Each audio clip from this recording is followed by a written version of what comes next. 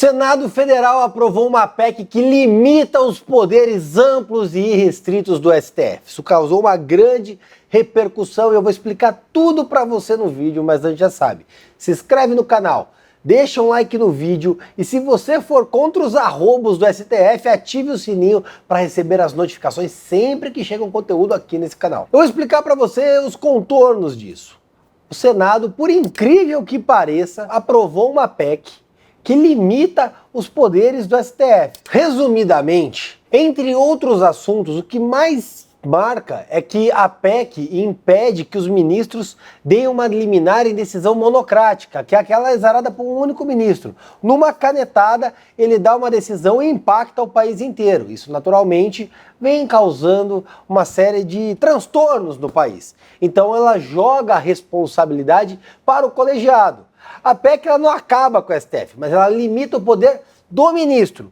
E, por segundo, ela limita os pedidos de vista. Então, sabe aquele processo que fica engavetado eternamente? O ministro pede vista, volta, o outro pede vista e nunca é julgado? Então, acaba por limitar também os pedidos de vista. E, naturalmente, isso causou uma repercussão. O STF viu isso como uma grande afronta. Afinal de contas, a corte é intocável e não pode ser ofendida pelo órgão legislativo, que cria as leis que a corte deveria se submeter como órgão julgador. Alguns ministros, como Gilmar Mendes, já saíram dizendo que aquilo era inconstitucional, que é o judiciário afrontando a corte e, a grande corte não pode nunca ser afrontada?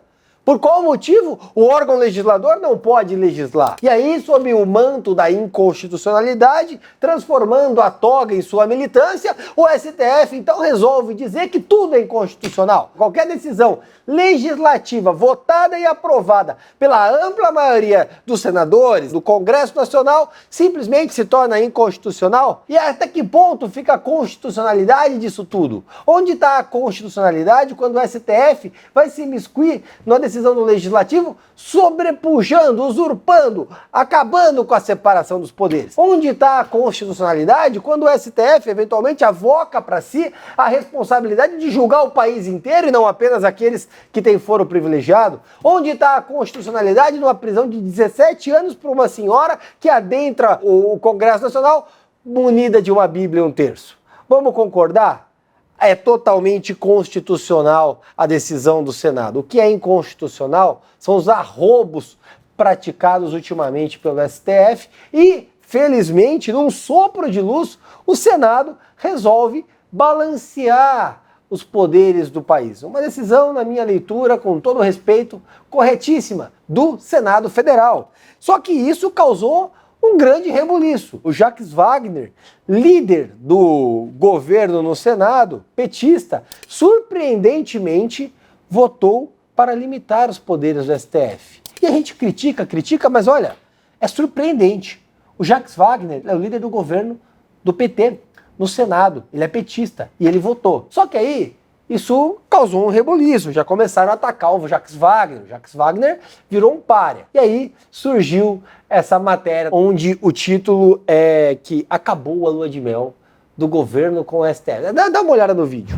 O integrante do Supremo Tribunal Federal, com quem eu consegui falar logo cedo, disse, olha, acabou a lua de mel do Supremo com o governo Lula. E também com o Pacheco, que queimou todas as pontes que ele havia construído na corte. Uma pena. A Dani Lima diz que acabou a lua de mel entre o governo e o STF. Mas nunca foi uma lua de mel, sempre foi uma relação promíscua. Agora, será que vão levar a voto, por exemplo, devolver o Lula para a cadeia? E vamos concordar, a harmonia entre os poderes sempre foi eufemismo para conluio. No meio disso tudo, o ministro Barroso está irritado e se diz duplamente traído. Eu queria saber quem foi que traiu a primeira vez e quem traiu a segunda. Eu sei quem traiu a Constituição, mas também não quero ser preso, não vou contar. E os ministros, inclusive, querem o afastamento do líder do Senado. Os ministros miraram um canhão no Jacques Wagner. Mas onde está a separação de poderes? Agora os ministros mandam no governo que decide ser o líder?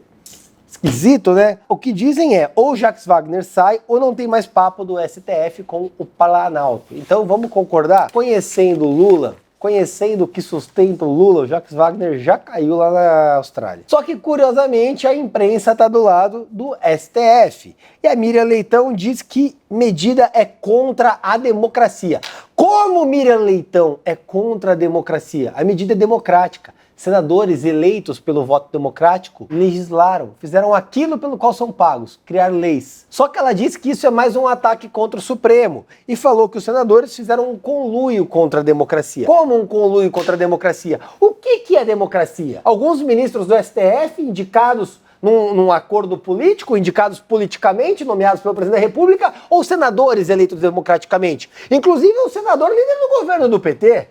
Senadores que foram eleitos pelo voto popular, da onde emana o poder? Talvez a Miriam Leitão não conheça o preâmbulo da Constituição, que diz que todo poder emana do povo, que o exerce através do voto, por seus representantes eleitos.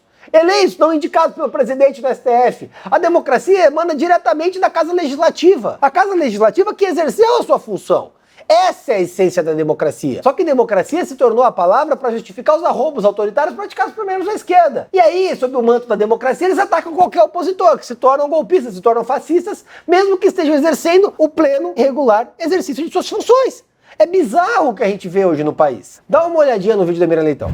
E o que aconteceu ontem foi um conluio entre pessoas que deveriam estar defendendo a democracia, que ainda é necessário defender a democracia, e pessoas que sempre tiveram maus propósitos em relação às instituições e ao Supremo Tribunal Federal. Foi muito ruim esse voto. Teve muita gente do governo que deixou de ir também, não compareceu, que poderia estar lá. Por exemplo, a suplente do Flávio Dino não estava lá. Então teve muita gente que não foi e que talvez não mudasse o resultado, mas esse voto do líder do governo no Senado, sim, é um formador de votos, né? No meio disso tudo, o STF reagiu. O Barroso não vê motivo para PEC contra o STF. E aí ele diz o seguinte: nada sugere que os problemas prioritários do Brasil estejam no STF. É mesmo? Pergunto para você, meu amigo. Responde aqui embaixo. Os problemas prioritários no Brasil estão aonde? Estão no STF? Sim ou não? Você responde. E disse que cabe ao Supremo defender a Constituição. Mas que defesa mabembe vocês fazem, né, Barroso? Vou concordar, né? Dá uma olhada no vídeo. Nesse espírito de diálogo institucional, o Supremo Tribunal Federal não vê razão para mudanças constitucionais que visem a alterar as regras do seu funcionamento. Só que aí vem o Gilmar Mendes e ele diz o seguinte, abrindo aspas para o Gilmar, que no STF não há covardes e que vão enfrentar de novo as investidas contra o Supremo. Dá uma olhada no vídeo. Esta casa não é composta por medrosos. Cumpre dizê-lo com a serenidade, mas com firmeza. E com o desassombro que esse tipo de investida exige de todos nós, membros desta casa multicentenária. Este Supremo Tribunal Federal não admite intimidações. Agora, qual investida contra o Supremo? Data máxima vênia, ministro Gilmar. Vamos concordar?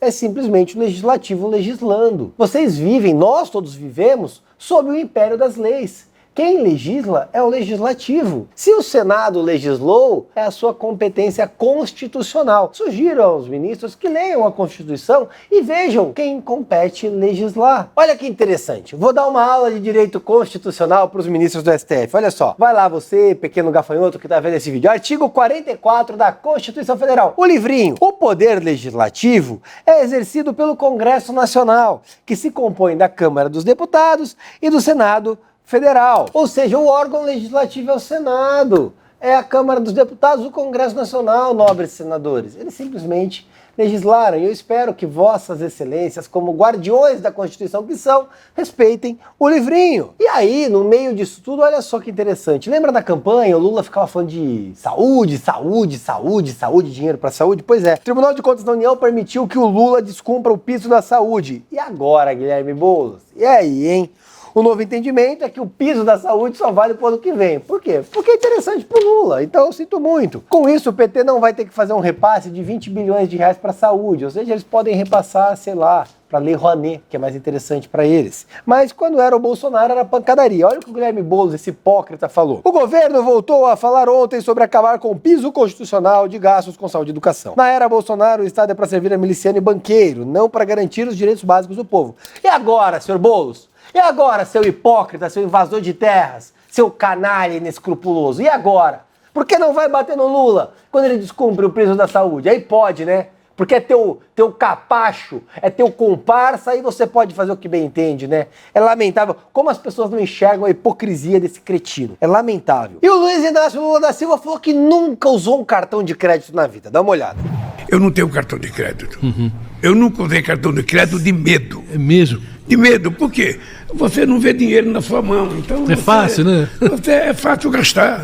Bota ali, tem uma ó. coisa lá, custa R$100, eu não vou botar a mão no bolso, é só um cartãozinho, tá aqui, tá? Só que nessa semana foi descoberto que ele e a Janja vão gastar R$89 mil com enxoval.